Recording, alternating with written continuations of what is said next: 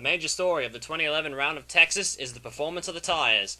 These tires give a lot more grip onto the racetrack and are a lot softer, so we'll have to see how that plays into the overall race. Dan, off to you. Thank you, Lance. Taking out the Delano Pole Award is Mike Whitmore in car number 36 for Team SAR USA.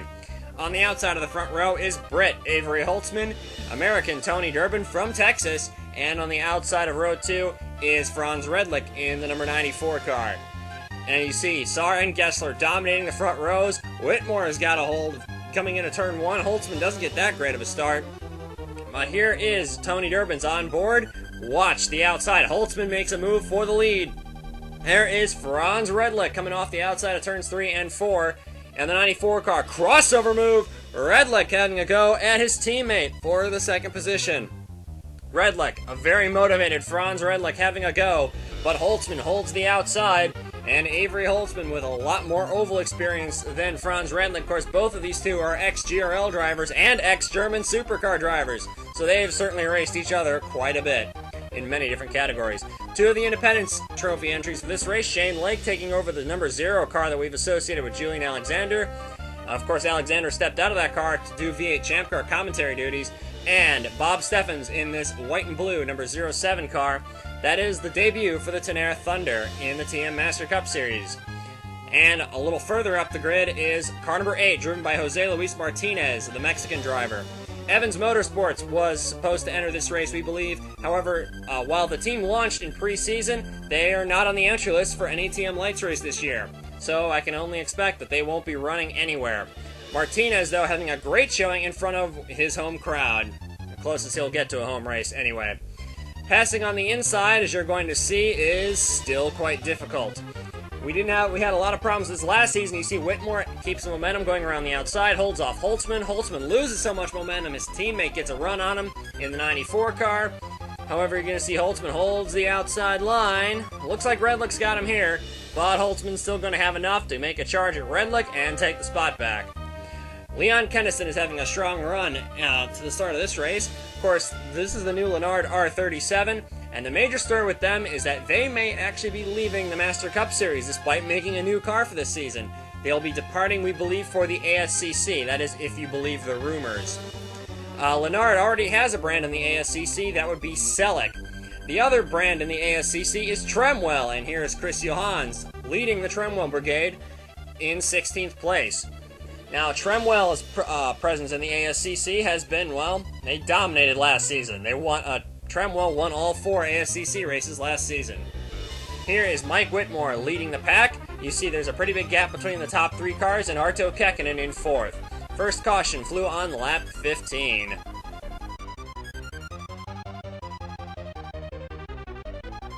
For some drivers, patience is a virtue. Not so for Zelda Ashby. Dives in, pushes up the track, a big crash! Matthias Taub goes flying in the air! That is Bobby Porto in the 15, Lewis Kingston involved in the 44 car and the second of the DeGarmo cars. Watch, Ashby comes in way too fast, pushes up the track, gets into the 15, sends the 44 team into the wall. Stoidler's involved, Bouvier's involved, Savarol in the 3 is involved. There's Dorian in the green car, Kurt Pliskin, Charlie Waters in the 10 car is in it. Charlie Waters, this is his home race, and it does not appear like he hit the Shane Lake and Kurt Pliskin. Wow. Shane Lake didn't appear to hit the brakes at all. Neither did it look like for Kurt Pliskin, but arguably Pliskin got caught out by someone else spinning in front of him. There's Taub flying up into the fence. We do hope he's okay. And Pliskin really doesn't look like he slows down much. There's a wreck in front of you, so... well, that seems to be missing from a lot of people's... Look at those cars just flying through there! Brakes! Where are they? Here is Michael Sykes with a terrible start to the race, and he just clips the 07 car. That's going to do enough left front suspension damage to take Sykes out of the race. Sykes looks like he had a clean way through, but he just hit the 07 car at full throttle. Here is Scott Stoidler in the 23 car. Gets a little loose coming off 2, gets into a big mess, gets hit by, I think, the 7 of Bouvier. There are a lot of people that were in this wreck that had no business being in there. On board of the Lexus Rainsford in this blue car. Savarol gets tagged. Roswell's involved in the both the Majestic Motorsports cars in it. This is a much bigger wreck than it needed to be. Leon Kennison loses the gearbox under the caution flag. Says enough about Lennard's reliability this season. They've had tons of problems with reliability so far in 2011. Mike Whitmore leads on the restart. That is the 07 car on the inside. He is way off the pace already. Gessler second and third. Holtzman has advantage in that group. However, we have a caution already.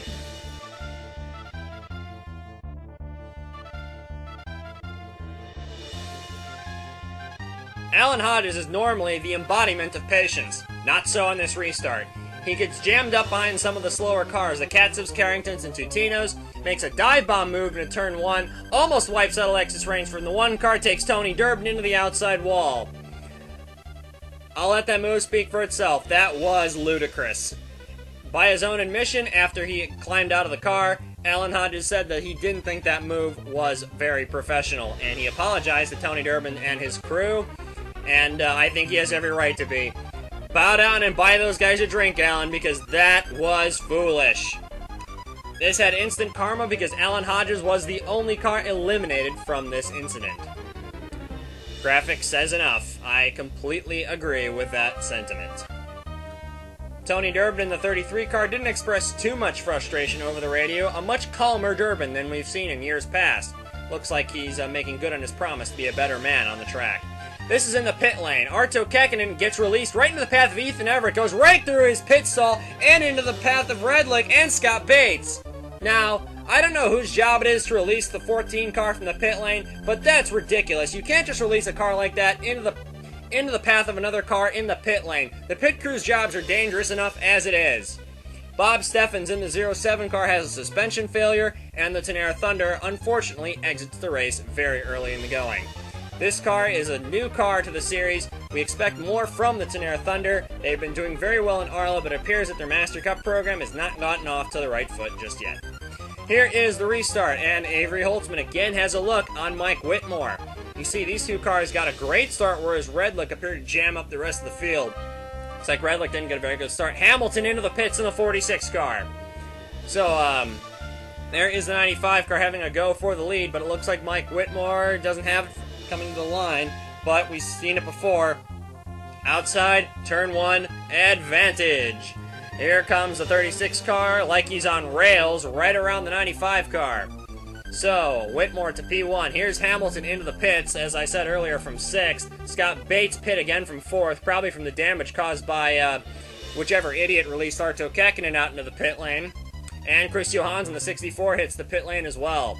Not sure why Johans pitted. Adrian Devereaux in the number 26 car. The second Colton Royal Corsair having a go at the top cars. Here is Jose Luis Martinez in the number 8 car. The Omeka has a problem with the turbo. He was running in 5th. So a great performance from the Mexican. Unfortunately goes south. Whoa. That performance goes south because it all goes up in smoke. Rather unfortunate because he had a great run going today. All of the early chaos in this race has given a great opportunity for drivers such as Juliana Silva, Davina Henton, and Trevin Terrell, who are doing heroics in very slow cars. However, there's a mysterious problem on the 34 car. The clutch goes. I have no idea how that happens, but clutch problems on the 34 car are enough to take her out of the race. Chris Johans goes one lap down in the 64 car. Apparently, whatever strategy Johans was pulling, or if he had a problem, is clearly being detrimental to his race. Look at second place. Yumino Tenshi in the Japanese Red Cross car, having a go at Mike Whitmore for the lead, but, as we've seen before, Tenshi has a good run on the inside on going down 3 and 4. That's the way to go. But now, let's try to pass someone on the inside to turn 1. Think that's gonna work?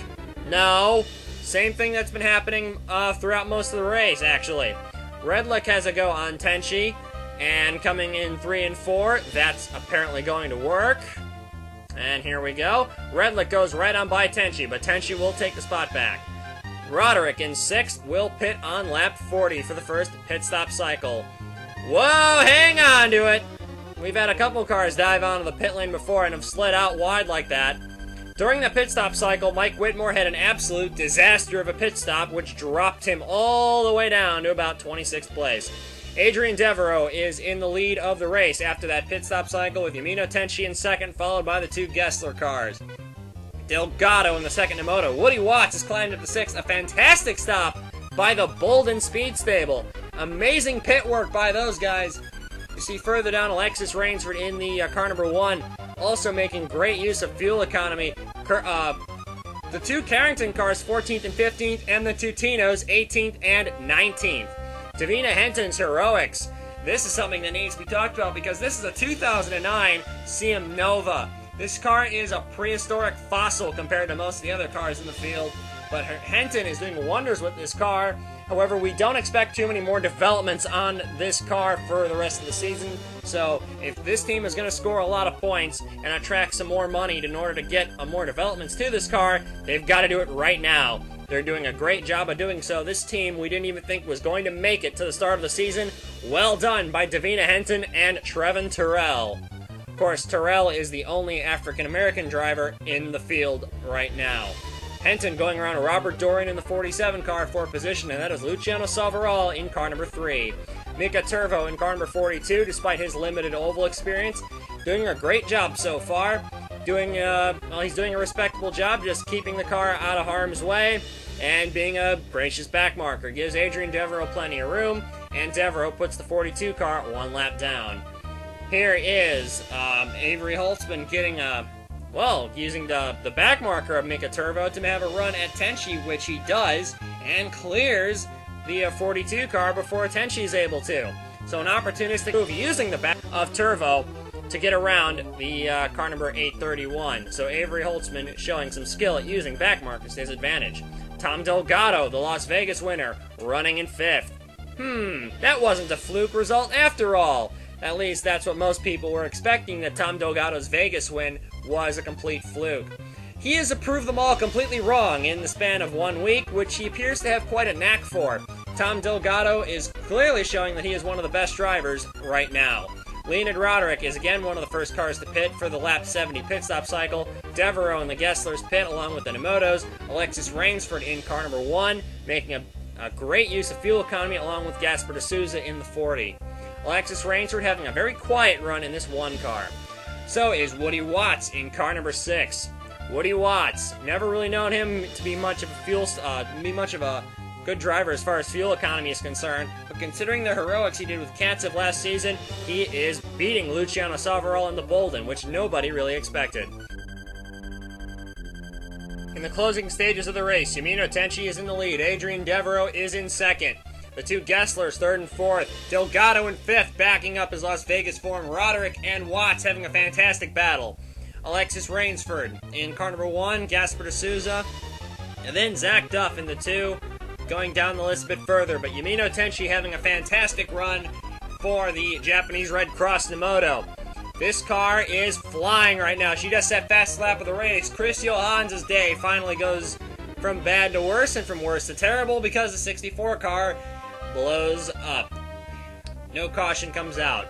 Marcus Leonard, who is running in 12th, is about to go a lap down. That just says enough about the performance out of the Nemoto. Yamino Tenchi is simply flying. However, we are cutting it very close as far as fuel is concerned. So we'll have to see about how this shakes up the rest of the race. There aren't too many cars still running on the racetrack, so anyone who does take a gamble on fuel might not fall down as far as they would otherwise.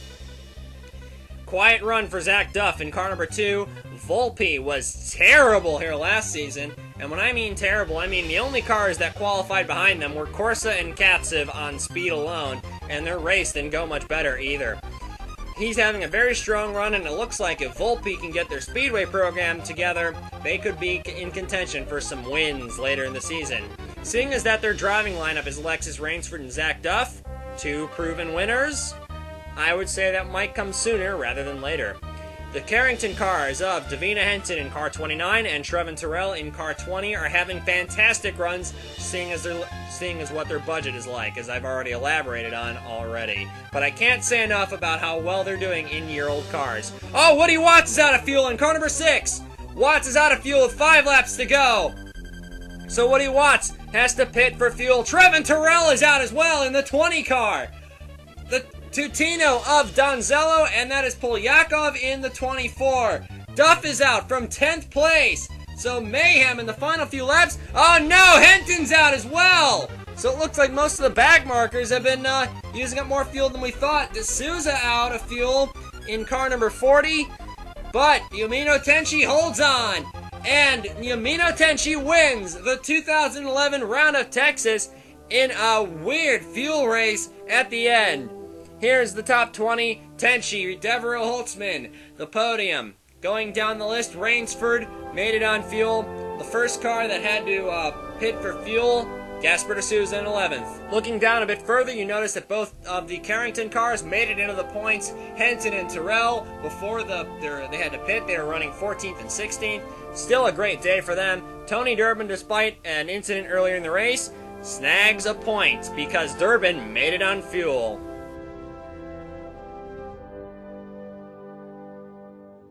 And here are the championship points leaving Texas. Tom Delgado and Yumino Tenchi make it Nemoto 1-2 in the championship.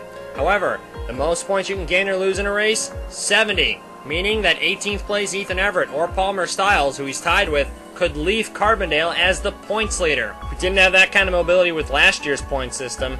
Just a couple other notables on this page. Chris Johans, Franz Redlich tie for 5th, and a tie for 13th between Roderick, Charlie Waters, and Alexis Rainsford. You'll also notice that Tyrone Stanley and Palmer Styles are both in the top 20 in the drivers' points. However, those are both Independence Trophy campaigners, so they probably won't stay there for much longer. And let's have a look at the Independence Trophy standings leaving Texas. Not too many changes here. Martinez, Steffens, and Lake all exited the race very early, so they're all going to be added right to the bottom of the list.